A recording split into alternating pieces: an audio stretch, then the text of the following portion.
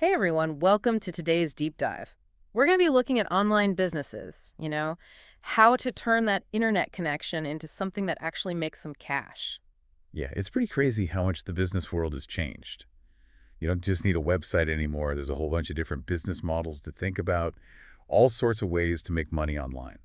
So, where do we even begin? Let's start with something we've been hearing a lot about e-commerce and drop shipping. Everyone's talking about it, but is it really all it's cracked up to be? Well, one of the things that makes dropshipping so attractive is that it's pretty easy to get started. You don't need a ton of money up front, to buy a bunch of products. And you don't have to worry about storing or shipping anything. Basically, you're connecting customers with the suppliers. You set up an online store, you show off the products, and when someone buys something, the supplier takes care of the rest. So, you're like the middleman, the matchmaker of the retail world, but I'm guessing it's not as simple as just putting up a website and watching the money roll in, right? You got it. It's not about finding any old product. It's about finding a specific group of people, a niche, who really want something specific, something that maybe isn't easy to find. Instead of selling just plain phone cases, maybe you find gamers who want cases with their favorite characters or games. That's what makes a real difference. Okay, so you need to find your niche. But how do you get those people to your website, to your online store? That's where digital marketing comes in. It's how you connect your product with the people who want it. Think about social media ads, those things that pop up on their feed, or Google ads, the ones that show up when you're searching for stuff online. And then there's SEO, which is all about getting your store to show up higher in the search results. Don't forget influencers, those people with tons of followers who can talk about your product. So drop shipping is all about finding the right niche and getting good at digital marketing. It seems like a good way to start an online business. But what if you don't want to sell products? What if you want to, say, share your knowledge or expertise? There are definitely options for that. That's where affiliate marketing comes in. You're still focusing on a niche, but instead of selling products, you make money by recommending products you like to people who trust your opinion. So, like, you're a trusted advisor who helps people find products and services that you actually believe in. But how does that work? Do you just put links in your content and hope people click on them? There's a little more to it than that. You start by building a platform. It could be a blog, a YouTube channel, or a strong presence on social media. Whatever it is, it needs to connect with your audience. Make you the go-to person for information or entertainment in your niche. And then you can recommend products that fit with what your audience is interested in. So, it's all about creating good content and building trust with your audience. But let's face it, we all love the idea of passive income, but it probably takes a lot of work to get those systems set up and running, doesn't it? Oh yeah, definitely. You can't just throw up a few links and expect to get rich. It takes time and effort to build a successful affiliate marketing business. But the great thing is that once you make good content, it can keep making money for you for months or even years, even if you just do a little upkeep. Imagine writing a blog post that people keep reading and buying products from long after you posted it. That's the power of passive income. It's definitely appealing, building something that keeps working for you, even when you're not working on it. But speaking of things that can make passive income, what about online courses and e-learning? It seems like that's really blown up in the last few years. Yeah, online learning has really taken off. People want to learn new things, and they can do it from home. This creates a huge opportunity for people who have knowledge they can share. They can make courses that people actually pay for. So you're talking about taking what you know and turning it into a way to make money. That's pretty incredible. But isn't the market already full of courses? How can you make yours stand out? It's true, there are a lot of courses out there, so you really need to focus on quality. People are investing in themselves. They want to learn. They don't just want information. They want to get results. Your course needs to give them strategies they can use, step-by-step instructions, and real-world examples that help them achieve their goals. Think about it. Would you rather take a course that's full of fluff or one that actually helps you do something? I know which one I'd choose. But do you need to be tech savvy to create and sell courses? I wouldn't know where to begin with building a platform. You don't have to build it yourself. There are platforms like Teachable, Udemy, and Skillshare that take care of the technical stuff. They give you everything you need to make your course, put it online, and sell it, so you can focus on what you're good at, sharing your knowledge. That takes a lot of the pressure off. So online courses are about taking your knowledge, making it into good content that helps people, and then using the right platform to reach your audience. But what if you're more of a creative person, someone who likes designing or making digital things? Are there any online business models for that kind of person? Absolutely. Digital products are a great option for those who love creating. We're talking ebooks, templates, printable planners, stock photos, graphic designs, even software, anything that can be made and sent digitally. So many possibilities, and you don't have to worry about physical inventory or shipping. But can you give me some specific examples? I'm having a hard time picturing how this works in real life. Sure. Imagine you love photography and have a good eye for composition. You could create stock photos that bloggers, website owners, or businesses could use for their marketing. Or maybe you're great with spreadsheets and organization.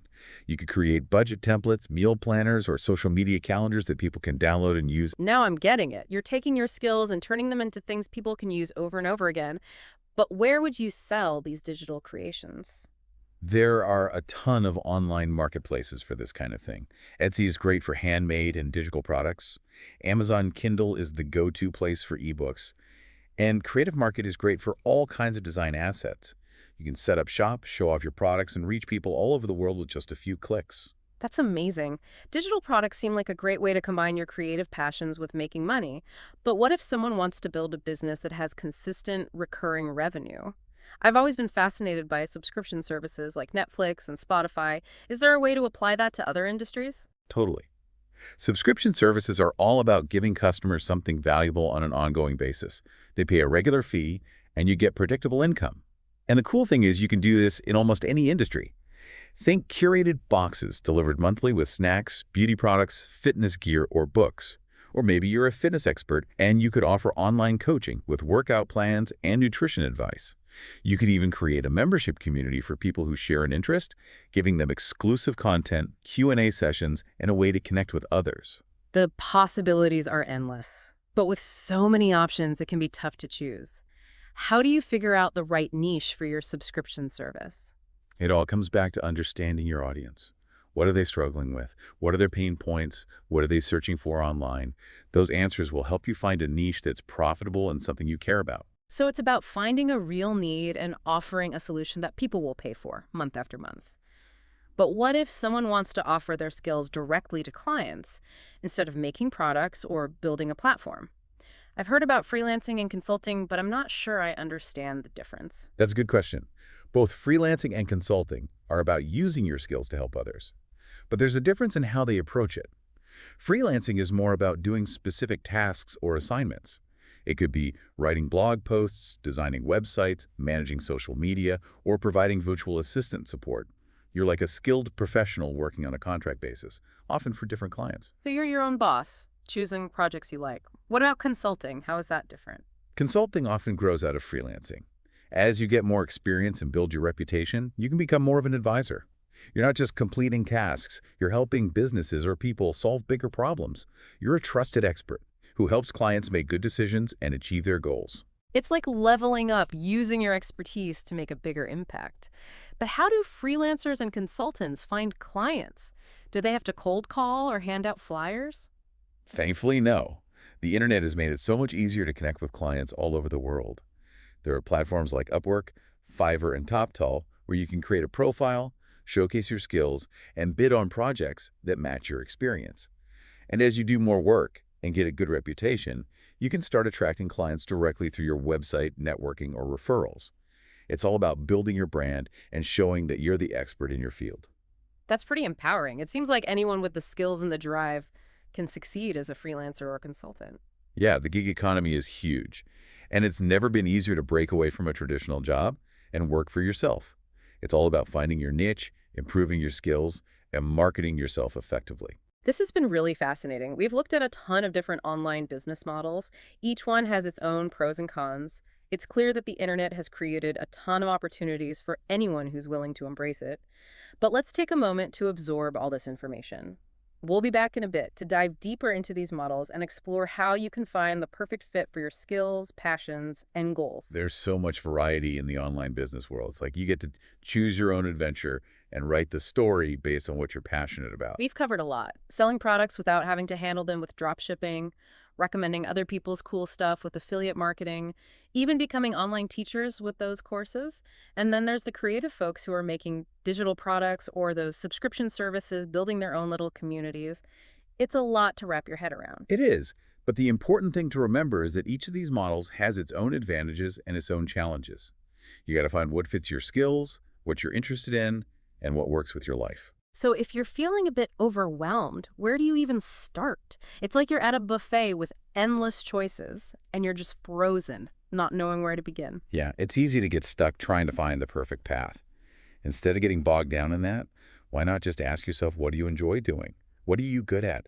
What problems do you actually want to solve? So it's about looking inward, figuring out what makes you tick. Exactly. Once you've got a better sense of your talents and what you're passionate about, you can start seeing which business models fit with those strengths. If you're a natural storyteller and you love talking about a certain topic, maybe creating online courses or writing ebooks would be a good fit. If you love connecting with people and building relationships, affiliate marketing, or even a membership community could be really rewarding. And if you're great at design or organization, digital products or those subscription boxes might be the perfect thing. I see a pattern here. It's all about finding that sweet spot where your skills and your passions line up with what the market actually needs. But what if someone's interested in multiple models? Can you combine different approaches or do you have to pick one and stick with it? You can definitely mix and match. One of the best things about online business is that there are no set rules. You can create a business that truly reflects who you are and what you want to do. Maybe a hybrid approach works best for you. You could sell online courses, but also promote relevant affiliate products within your courses. Or you could run a dropshipping store and also offer a subscription service for exclusive deals or personalized recommendations. It's like creating your own unique recipe for success. But with all these models needing a strong online presence, how important is it to have a website these days? Is it still the most important thing for an online business? Or are there other ways to establish yourself online? Having a website is still good, but it's not the only thing anymore. Social media, those online marketplaces, even email lists can all be important for building your brand, connecting with people, and making sales. You want to be in different places online, choosing the platforms that match your audience and your goals. So it's all about meeting your customers where they are and creating a smooth experience across different online channels. But with so many platforms out there, how do you narrow it down and choose the ones that will actually work for your business? It's all about knowing your target audience.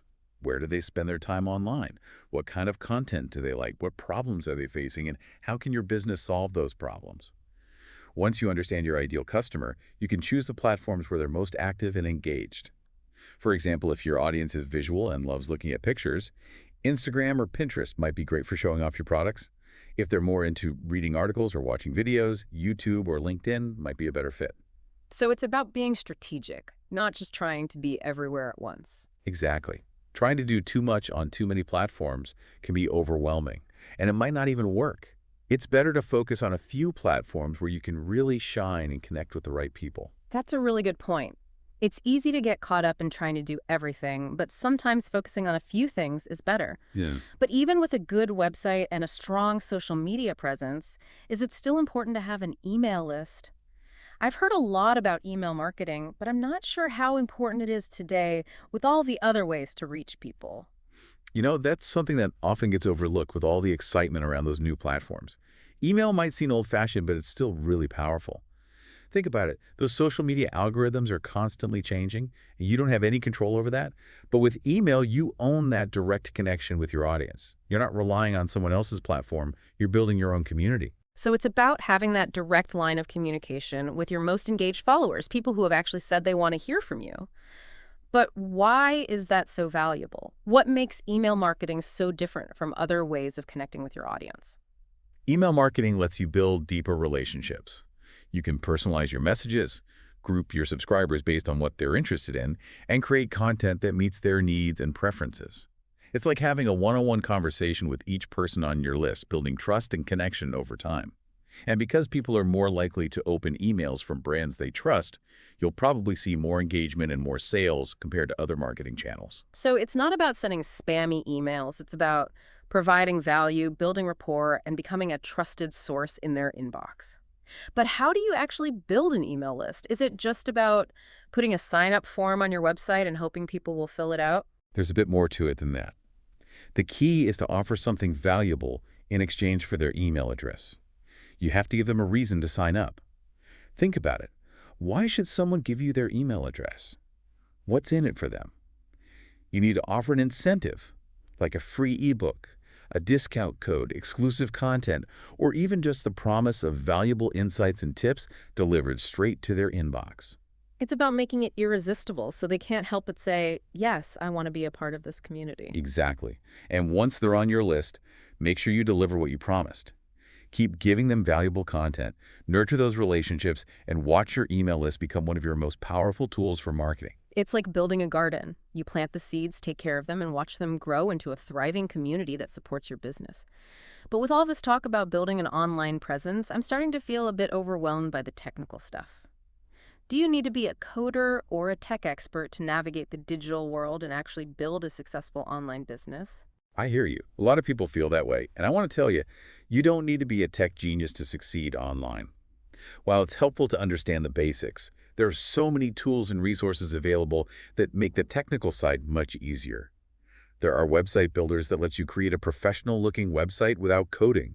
There are email marketing platforms that automate your campaigns and give you helpful data. There are social media scheduling tools that organize your content. You can even hire virtual assistants to handle the tech stuff you don't want to do. That's reassuring. It's like having a whole team of tech experts on your side.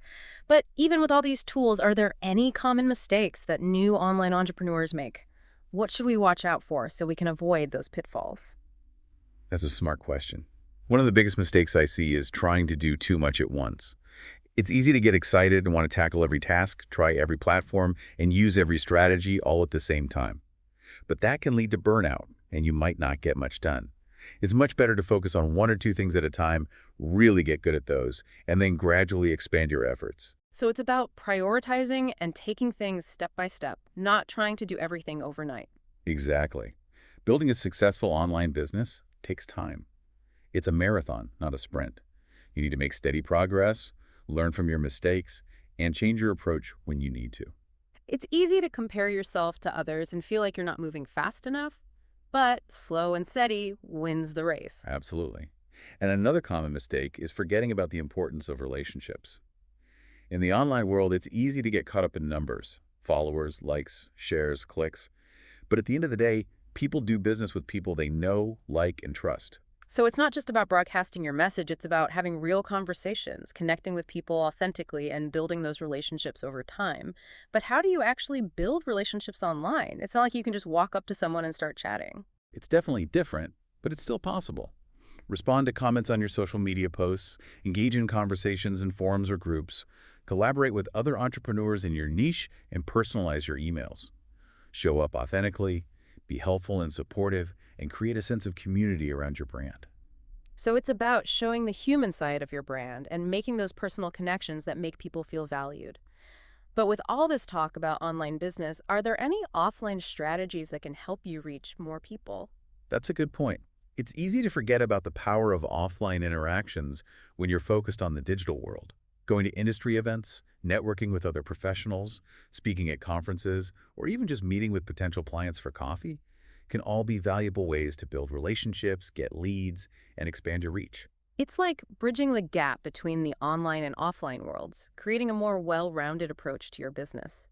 But with so much to do, how do you prioritize your online and offline efforts? It comes down to setting clear goals and figuring out what will help you achieve those goals.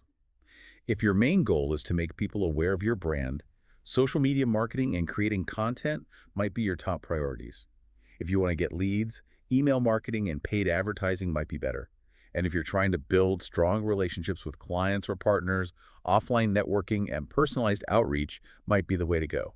So you need to align your actions with your goals and find a balance between online and offline strategies. But with all this talk about strategy and tactics, what about intuition?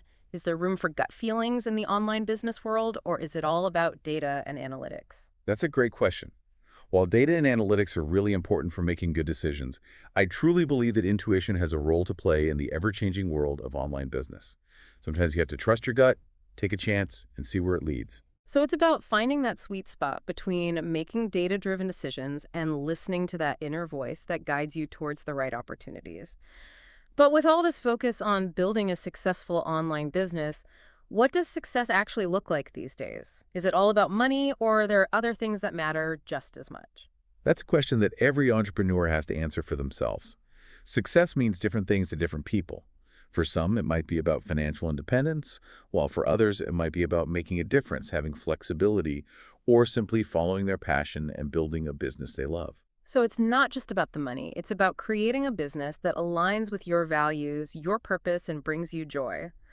But with so many different paths to success, how do you choose the right one for you? It all comes back to knowing yourself, what you're good at, what you're not so good at, and what really motivates you, what gets you excited, what are you willing to work hard for, what kind of legacy do you want to leave behind.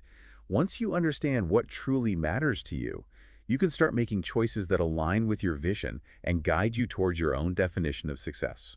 This has been such an insightful conversation. We've explored so many different online business models, talked about the importance of finding your niche, the power of building relationships, and the many ways to succeed in the digital world. But before we wrap up, I'd love to hear your final thoughts on how our listeners can take all this information and actually start building their own thriving online businesses. It's really amazing to think about how different the business world is now compared to just a few years ago. Hmm. The internet has really changed things. Now, anyone with a good idea and the drive to learn can create a business. Yeah, it's like a whole new frontier for entrepreneurs. There's so much room for creativity and innovation. It's really exciting to see people building businesses that they're truly passionate about. I think that's what makes online business so special. It's not just about the money, although that's definitely a good thing. It's about chasing your dreams, sharing your talents with the world, and creating a life you love. It's like they say, do what you love and you'll never work a day in your life. But let's be honest, even if you love your business, there are going to be tough times, challenges, and obstacles along the way. How do you stay motivated and keep going when things get hard? You're absolutely right. Building a business is a journey. It's not a destination. There will be ups and downs, unexpected twists and turns, and moments where you might even question everything. But in those moments, you have to remember why you started. Go back to that passion, that vision that sparked this whole adventure. It's about finding your anchor, that thing that keeps you steady even when the going gets tough. But what about self-doubt? Everyone has those moments where they start questioning themselves. How do you quiet those inner voices and stay confident in your abilities? Self-doubt is a real challenge. It can stop even the best ideas from getting off the ground. But you have to recognize it for what it is. Fear. It's not a reflection of your true potential. One thing that really helps me is being around other entrepreneurs, people who understand what it's like to build a business. They remind me that I'm not alone in facing these challenges. It's like having a support system, people who celebrate your wins and encourage you when you need it. But building a business, especially online, can be lonely. You're often working by yourself. How do you find that sense of connection and community when you're building a business remotely? There are so many great communities online, specifically for entrepreneurs. Forums, mastermind groups, places where you can connect with people from all over the world who are going through the same things. We can share ideas, offer support, and celebrate each other's wins. It's like having a global network of mentors and collaborators right there in your pocket. But even with a supportive community, taking care of yourself is so important. How do you stay balanced and avoid burnout when you're juggling all the demands of running an online business? Self-care is not optional, it's essential, especially when you're the one in charge. For me, it's all about making time for things that nourish my mind, body, and soul. Taking a walk in nature, doing some yoga, meditating, spending time with loved ones, reading a good book, even just taking a break from technology. It's like hitting the reset button, giving yourself time to recharge so you can come back feeling refreshed and focused. But what about the financial side of things? How do you handle the money part of starting and growing an online business, especially when you're just getting started and resources might be tight? It's a question everyone asks. The good news is that starting an online business often costs less than a traditional business. You don't need to rent a physical space, hire a big team, or buy a ton of inventory. But you still need to be smart with your money, create a budget, and track your income and expenses. So it's about being creative and making the most of what you have. But even if you're careful, there might be times when you need extra funding. What advice would you give to someone who's thinking about looking for funding for their online business? It's always good to explore all your options. There are more ways to get funding now than ever before. There are crowdfunding platforms where you can raise money from supporters, angel investors who are looking for exciting new businesses to invest in, and even small business loans. It's like a whole support system for your dreams. But with so many choices, how do you decide which funding option is right for you? It's really important to understand the terms and conditions of each option. What are the interest rates? How do you have to repay the money? Will you have to give up some ownership of your company? Think carefully about the pros and cons of each option and choose the one that fits your long-term goals and financial situation. It's about finding that sweet spot between getting the money you need to grow and keeping control of your business. But even with funding, building a successful online business takes a lot of hard work and resilience. What advice would you give to someone who's just starting out on their entrepreneurial journey? Believe in yourself, enjoy the ride, and never give up on your dreams. You'll face challenges, but if you're passionate, persistent, and willing to learn and adapt, you can achieve anything you set your mind to. That's inspiring. It's a good reminder that building a business is a marathon, not a sprint. Success isn't a finish line, it's about constantly growing, learning, and evolving. Before we wrap up, let's go back to a question we asked earlier. Thinking about all the different online business models we've discussed, which one excites you the most? What skills or interests do you think you could use to build your own online business? That's a great question to think about. For me, I've always loved the idea of creating educational content, teaching people new things. So maybe building online courses or creating a community around a topic I'm really interested in would be a good fit for me. That's awesome. It's all about finding that thing that lights you up and creating a business that brings you joy and fulfillment. And to everyone listening, we encourage you to think about this too. What's your unique spark? What kind of online business are you meant to create? What skills and interests can you use to build a business that reflects who you are and makes a positive impact on the world? There are so many That's possibilities. so many possibilities. Don't let anything hold you back. Thanks for joining us for this deep dive into the world of online business.